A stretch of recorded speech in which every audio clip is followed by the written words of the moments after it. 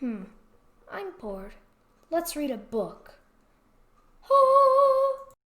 Come on, let's get moving. Gerlach didn't object as we rode into the narrow space. My eyes flicked from one smooth wall to the other, from the smooth stone in front of me, to the cliff edges above, to the sky over that. All it would take to be one large falling rock. There was nowhere to go.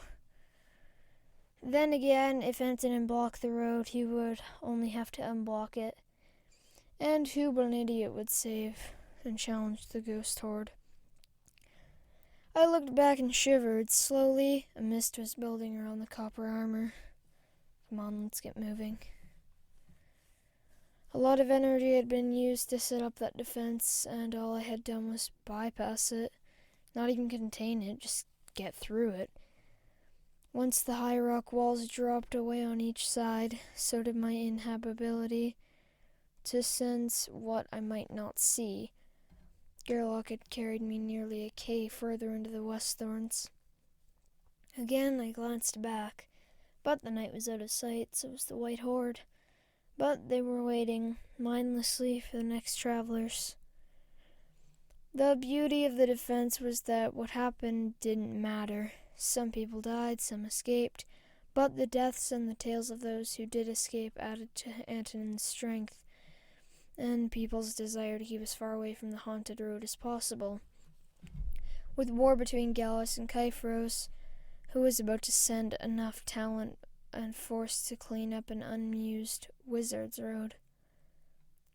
The Volcro's ugly call reminded me to stop wool gathering and start concentrating again.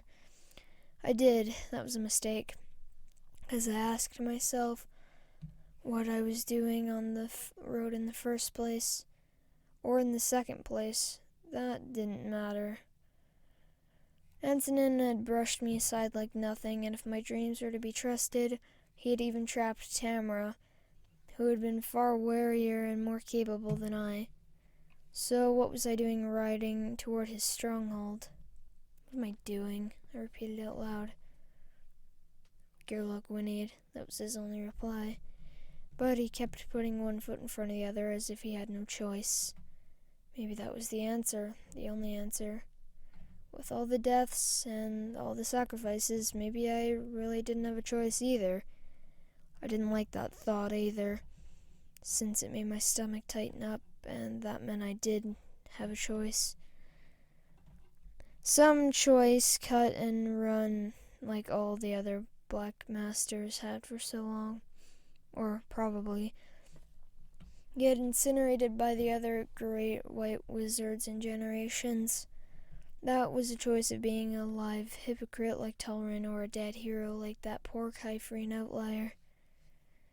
Wonderful choices, I muttered under my breath. Yeah, answered the nearby Velcro. I glanced up. In the cloudless winter blue sky north of where I rode, 2 other Volcros swept in low, wide circles.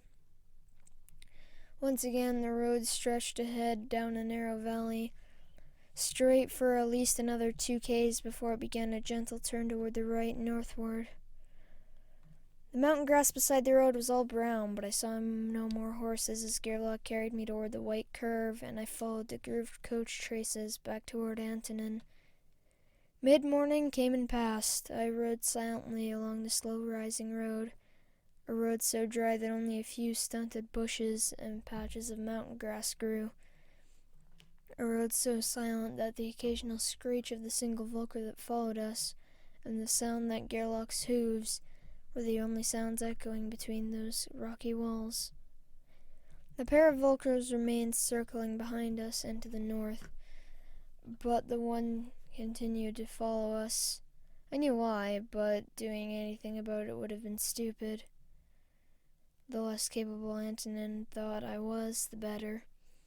Before noon, I stopped at the first water, a brook barely a cubit wide. Gerlach appreciated the water, cold as it was. I did also, and fed him some green cake. Not much, and let him browse on the scattered roadside grass. I appreciated the yellow cheese and travel bread, though they were sustenance and not much more. Eating beat starving. I threw a morsel toward the vulture that perched on the rocks on the far side of the road. For a time, the bread lay on the grass untouched. Then, with a rush, the scavenger scooped down and bore it back to its rock perch. After saluting the black-feathered creature, I continued slicing and eating the cheese. I'd never been the type to tear it right off the block. The silence continued, and I wanted to talk, even to the Volcro. Instead, I packed away my remaining travel food, filled the water bottle, and climbed back on Garlock. The rock walls flanking the road seemed to get wider and deader, and the silence increased. Not even insects chirped, and the only living things were a Volcro, a pony, and a darned idiot. In the high distance, the cold reflection of the high west thorns glittered. I kept riding until I found the gates. At first glance, the valley continued as it had for all too many Ks. Long, narrow, straight, and dry. The clay-covered white pavement stretching out before me. On the north side, there was a dip in the high rocky walls, and the grassy stretch that led to the near sheer rock was nearly flat. I blinked and looked again, sensing the illusion. Behind the apparent grass and rock lay another narrow passage. Unlike the road, the rock walls of this entrance were not time-worn and smooth, but sharp and clear, and the imprint of chaos was far more recent.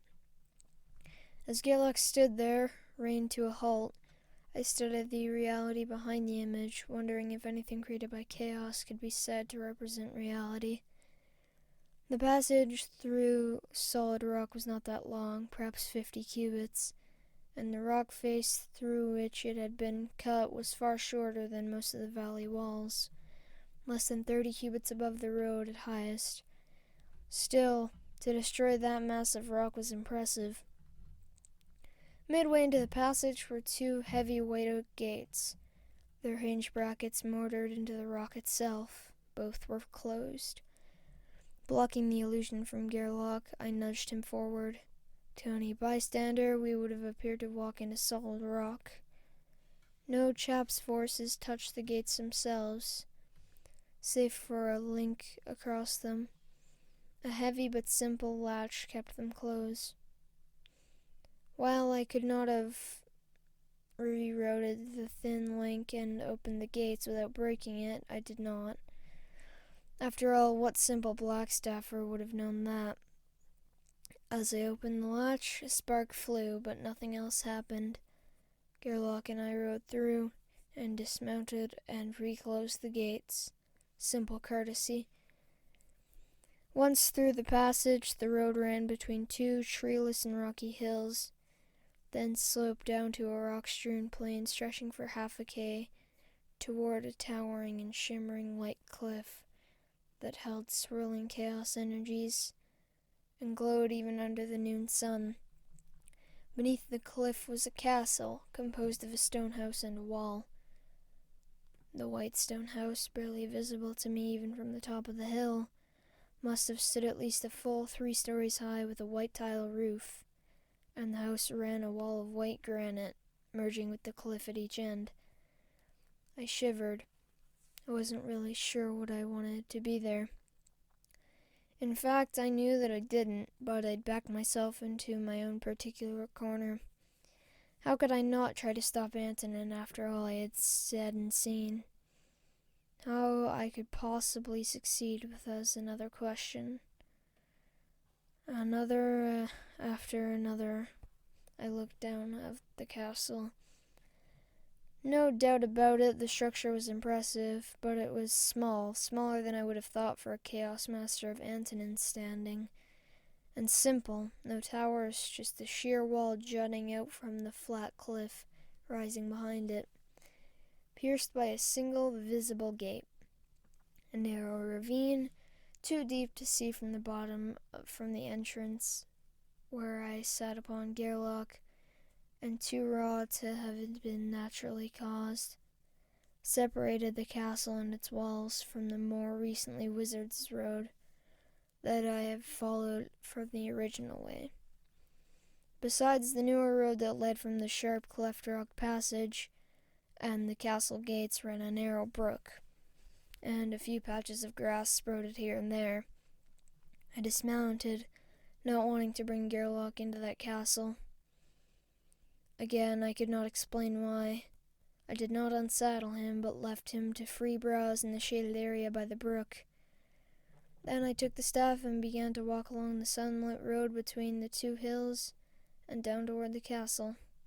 Once I was halfway down the hill, I could see a simple railed and wooden span across the ravine, a span scarcely more than a rod in length. It was not a drawbridge, but a plain wooden structure, probably of heavy pine that could be easily fired with chaos energies.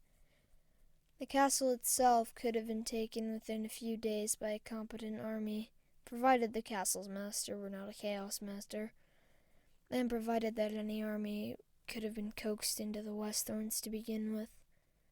I shivered. The whole place was even more forbidding than Friven, more desolate than the patch of desert created between Gallus and Kyphros by Antonin's reckless use of chaos, supposedly on behalf of the prefect, but clearly for Antonin's own benefit. Not a single banner flew from the White Castle, not a single plume of smoke drifted from the 8 chimneys, yet the heavy white oak gate was open, and the road ran straight from the gap in the hills to the ravine and the bridge in the castle. Like a perfect painting, the castle sat framed by the high cliff and the ravine. I shivered again, wondering why I was even trying. Then I thought of the nameless outlier, with her blasted face, and the beheaded blonde soldier on the prefect's wall, the fountain of chaos, and more important, the smugness of the Brotherhood, building isolated order using Antonin as he used Justin. There was one other factor I had been used, just as Justin had. It was the only thing that made sense. By fighting the prefect, my attempts at order had led to greater disorder and greater conflict between Gallus and Kyphros. No wonder I had been unmolested until I left.